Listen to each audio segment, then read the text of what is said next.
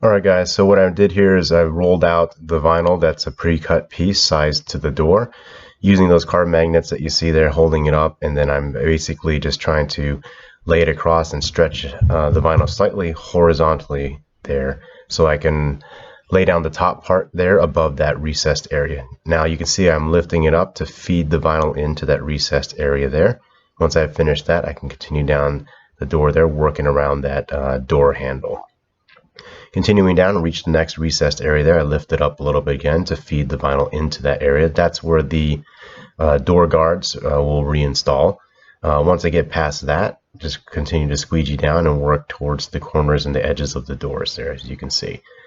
Once I've done that, you can see I got the heat gun out there and I heated up those recessed areas to kind of post heat that to ensure that there were no hidden bubbles or that it would lift. Then there you see I trimmed out the vinyl covering the door handle there, and I was just trimming it around a little bit more in preparation for doing the final trim and peeling the tape off. Now you see there what I'm doing is I trimmed off the sides around the edges there, and now I'm just laying down the sides of the vinyl on the edges of the door, being careful to wrap around the corners first so that we get that nice and smooth without bottle capping the edges there, and then heating it as well. There I'm taking off the top part by the window trim and then getting the corners up top, using heat to help me out as far as making it softer and more malleable, working around those corners, sealing the bottom edges, sealing the side edges, and again heating everything with the heat gun there to make sure everything's post-heated nice and well. Moving on to the front door there, I did this one in two pieces because that door guard goes all the way across, and so kind of the same concept. I laid it down, horizontally stretched it, and then what I'm doing there is I'm feeding in the vinyl from the bottom up into that recessed area.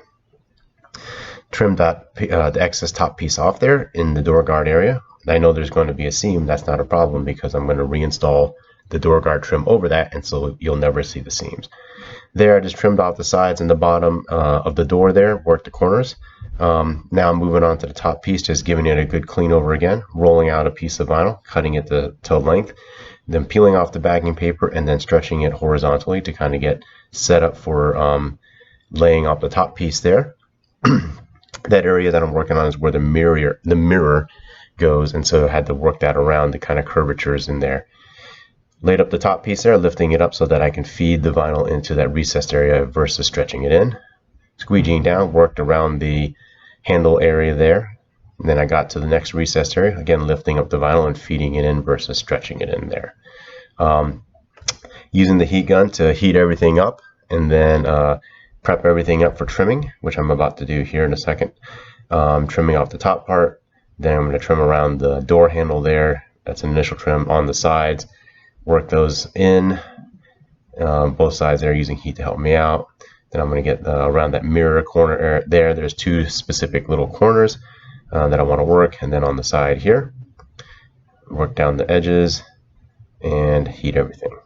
Now just finishing up, trimming off the fine details around that handle there.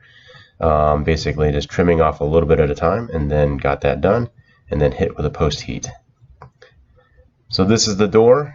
The doors, I should say, fully complete.